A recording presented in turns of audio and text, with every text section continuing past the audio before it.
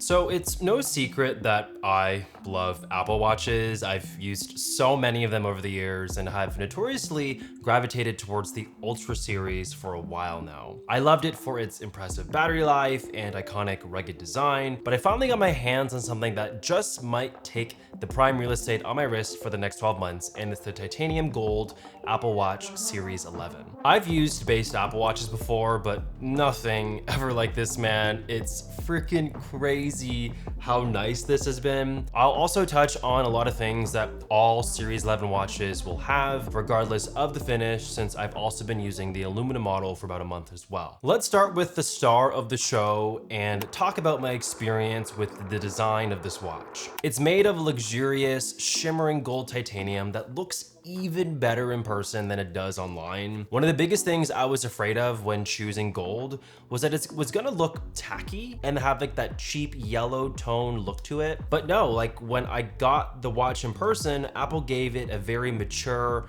muted gold that steers more on the elegant side of its hue. It's not overjarring. Like it's truly the perfect tone, if that makes sense. The band I ended up going with is the very expensive 46mm gold link bracelet from Apple. I had my doubts about this one as well, guys, but it is easily the nicest titanium link bracelet I've ever owned. For one, it matches perfectly to the titanium finish of the Series 11 and keeps up the theme of making it feel like jewelry. It also was incredibly easy to resize, as there's no special tools required like other link bracelets I've used in the past. All you have to do is push to remove the links and snap the links back on to get the perfect fit. And for someone with hairy arms like myself, I never found my hair getting caught in here too often either. Also, when looking straight onto the device, because the display curves the way that it does, you still get to see the gold rimming of the watch, which is really cool. And the display itself maintains that shimmer reflection that keeps the whole look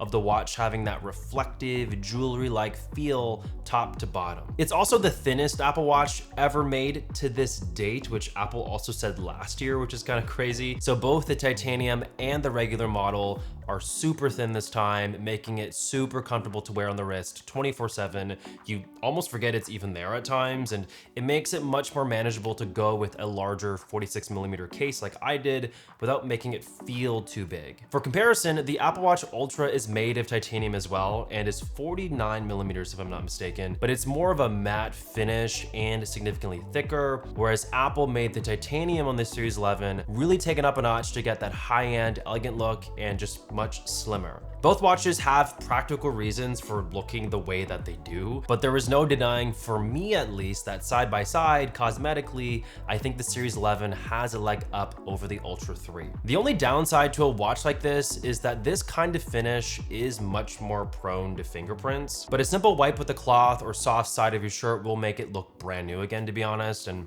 part of that is because Apple has done so many things over the years to vastly improve the durability of Apple Watch. For one, all Series 11 watches, not just the titanium, get a brand new durable Ion X display, which is 2 times more scratch resistant than last year's Series 10, which was already very scratch resistant to begin with. The display itself is made from a tougher sapphire crystal as well, goes up to 2000 nits of brightness, making it very readable in harsh lighting. And if you haven't upgraded your watch in years, like most people probably watching this video, you'll also get things like water resistance as far as 20 feet below surface level, which anyone coming from a Series 9 or older won't actually have. But regardless of what watch you do have, a collection of bands that I have loved this year is MOFT's Snap Duo Watch Band, who are the official partner of today's video. It's made from soft pebbled silicone that feels great on the wrist. It's light, flexible, and comfortable whether I'm outside walking or working at my desk. The magnetic design is what makes it special. It snaps on instantly, and the best part is that there's no wrong way to put it on. The connectors work both ways, so it's super quick and foolproof. The dual color setup gives you 4 different looks in one, which is awesome. I've personally been loving the Vast Black with Stardust combo, but there are a bunch of others like Wake Orange with Swell Blue, Strike Yellow with Poise Purple, Rome Green with Beyond Blue, and Wade Blue blue with echo gray. They all look beautiful in person, and there's something for every kind of personality here. And I've been pairing it with MOFT's MOVAS snap case on my iPhone 17 Pro Max, which makes it a perfect combo if you like to match your setup aesthetic. So if you want something that feels premium, looks great, and is effortless to wear, check out the Snap Duo watch band from MOFT at the link at the top of the description down below today. When it comes to battery life, the improvements Apple has made from last year on paper may not look like much, but day to day, it has made a huge difference to my experience. For one, the battery is now rated to last up to 24 hours on a single charge, up from the 18 hours that the Series 10 and all other previous base Apple Watches have been rated at for years. One of the biggest things I love about Apple Watch Ultra is that it lasted so long. Like the Ultra 3 can go as long as 42 hours on a single charge. And while the Series 11 isn't capable of that, the longer 24-hour battery life has helped blur those lines for me because my watch truly never feels like it's on the brink of dying anymore like I felt with previous base Apple Watches in the past. And whenever I do need to charge it when I'm showering or just want to take it off for a bit for the day, it has improved fast charging capabilities. It can go from 0 to 80% in just 30 minutes, or if you are truly in a rush, you can get up to 8 hours of battery life in just 15 minutes from 0. Both the increased capacity and fast charge have dramatically changed my experience and made this feel more like my Ultra 3 than ever before. Moving on to WatchOS, there are a lot of cool software additions here that I wanted to point out that I've personally gravitated to this year, but bear in mind,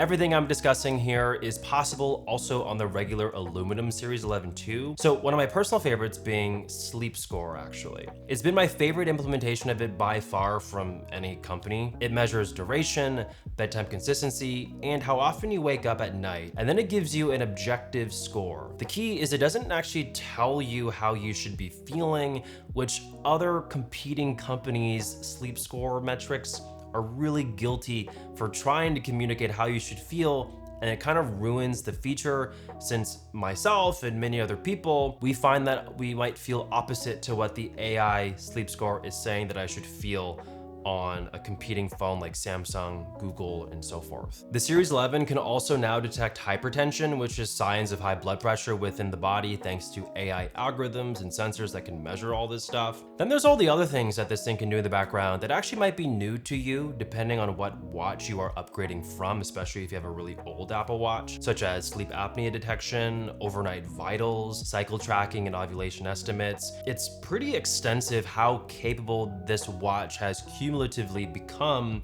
over years and years of like health additions to the watch. If we jump to fitness tracking, the one thing I am so happy to see finally is a redesigned Apple Watch fitness app that lets you create custom workouts on the phone that sync with your watch. This is huge for someone who likes to run and dial in like specific intervals I'd like to do at specific paces during my runs. It was annoying to try to punch all of this in on the small watch display. As for my critiques, the only one I have that really comes to mind is with the new Workout Buddy. It's not that the feature itself sucks, I actually really do like how it works. It's basically a friendly AI voice that motivates you during your workout and is able to make motivational callouts and conversation based on your current and historical fitness data at appropriate times during the session. So an example of that would be like a call out that this was my fastest kilometer yet, or hitting a new milestone of mileage in the month. All cool things that you want to know and motivate yourself by during your workout. But my problem is that this doesn't actually work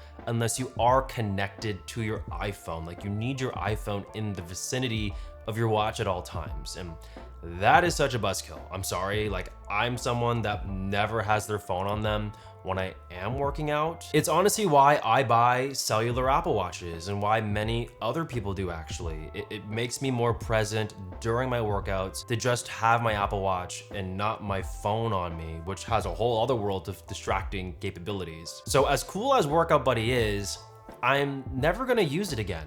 Like, which sucks because I want to use it. I don't want to bring my iPhone with me to make that happen. So hopefully, I can't speak. Hopefully they find a way to make this work in the future without your phone nearby. Anyways, is the gold titanium Apple Watch Series 11 worth it? To 99% of people watching this video, probably not. Like, at least in Canada, it's almost $2,000 Canadian after tax, and it doesn't do anything functionally better than a basic Series 11. So if you just want an Apple Watch, get a Series 11 or maybe even the new SE one that just came out. But if you are like me and you wanted to splurge on something really nice, you love Apple Watches like I do, like I'm literally addicted to these things, you saved up some money, I don't know, like I just, the gold titanium on this watch, it's just beautiful, man. You gotta see it in person. I really feel like it bridges the gap for me personally between a fancy watch and an Apple Watch. Like, you